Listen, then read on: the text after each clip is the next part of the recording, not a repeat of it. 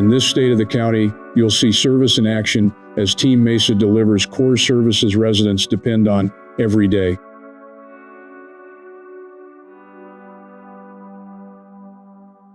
So 29 Road has always been one of those things where I think everybody in their gut knows we need it.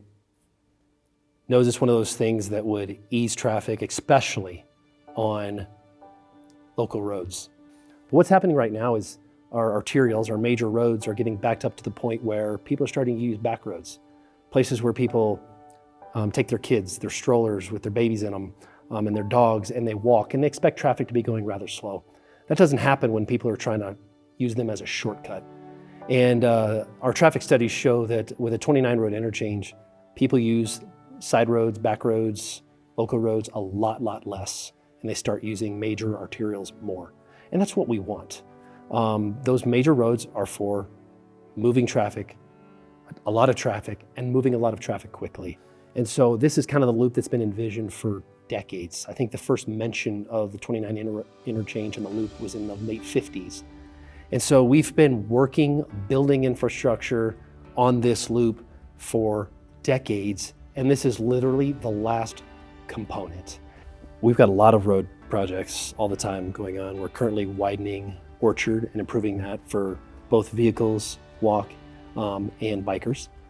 Right now, Orchard has places where you can both walk, ride, and drive. There's other places where you can only drive safely. We want to make the whole Orchard corridor a place where families, bikers, and drivers can traverse safely. And we got a big grant from the federal government, from our Congressman Hurd, who put that in there, and our senators as well, who fought for us. And we got a lot of funding for Orchard Avenue. So people will be seeing major improvements to Orchard Avenue over the next few years until it's complete. Unfunded mandates has been a big part of my work this year. $10 million a year for unfunded mandates. We came up with a Fix It or Fund It campaign. We put it on our website so residents can go and look for themselves. If you looked at it from the larger scale, 64 counties, that's an estimate of $361 million a year that the state legislature is balancing their budget on the backs of counties. There was a ton of money coming in during COVID. We had our ARPA dollars and our funding to support local governments. And oftentimes local governments could save that money for a rainy day. They could save it for infrastructure, for really important road projects that they wanted to accomplish. And that meant something. And what the state chose to do with that money, they had $3 billion that they were able to come in from the federal government, and they tended to grow government to an unstable amount. And that's why we're here today. And that's why we're having this conversation on unfunded mandates. They have to live within their means, because we have to do it here in local government. And the only reserves in the state of Colorado right now tend to be counties. And we don't want to be punished for being fiscally responsible. I'm proud to say that we have had over 50 counties join us in sending their own letter, communicating in their way to the governor. And I think that right there is such a win. I believe that every individual within our county encounters in some way in our walk in life somebody that's in a behavioral health, either crisis or situation. And I want to make sure that it's not a stigma, that it's okay to talk about the issues that affect our mental health and understand that we're here to support our individuals and people of Mesa County. Grand Valley Connects is a navigator tool for people that are struggling.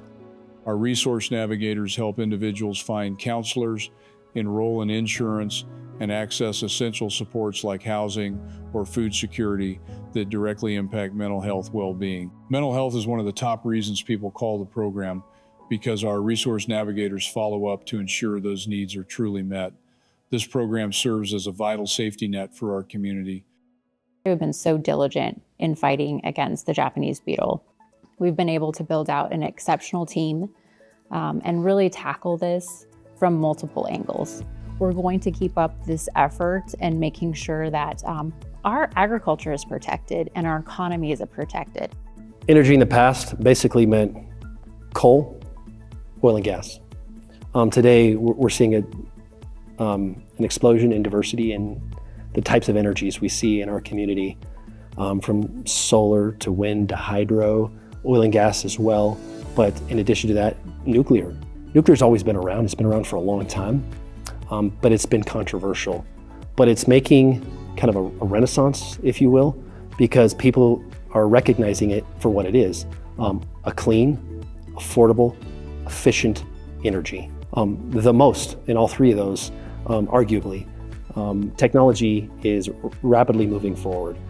Safety, efficiency, and the waste on nuclear is so infinitesimally small compared to other forms of energy. Again, there's no carbon emissions. The amount of acreage that it disturbs is minimal compared to all other forms of energy, and it's rich. We have more nuclear energy on this earth than any other type of energy. It's just accessing it. And new technologies are allowing us to reuse spent fuels. So nuclear really is the energy of the future. And Mesa County, we're not saying we want to be the center of nuclear energy of the future, but we want to be in the conversation.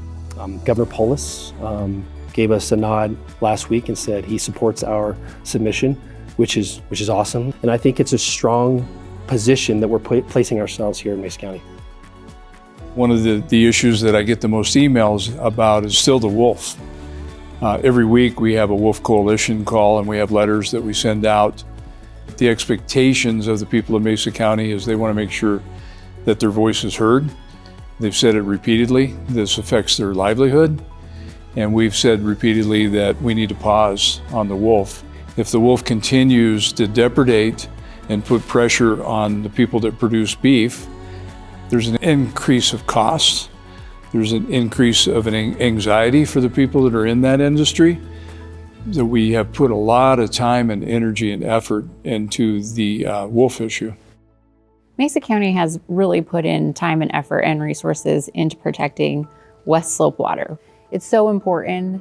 I'd argue really there's nothing more important today. Agriculture is such a pillar of Mesa County and Colorado. We have this unique tie to the river, not only agriculture, but recreation.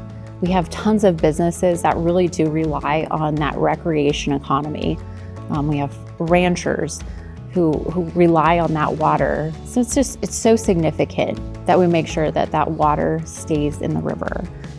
One of the great things about being a commissioner is listening, going out into your community and seeing the perspective of the farmer, going out and talking to the Talbots. How is water working for you? How important is it?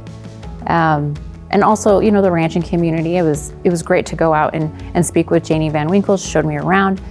There's so many water-saving technologies that are coming online that are so fun to see in real life. So it's great to be able to put our water users around a table, talk about what they're seeing, talk about what they're concerned about, and really bring those stories not only to DC, but at our state level, and then bringing folks around for just common sense solutions that work for Mesa County, I think is such meaningful work. And I'm just so glad that I get the opportunity to work on things that really matter. We don't have a huge storage capacity like some of the lower basin states. We don't have a Lake Powell or Lake Mead that we get to pull water from. We're living off the land as Mother Nature provides us. So whatever snowpack we get, that's what we get.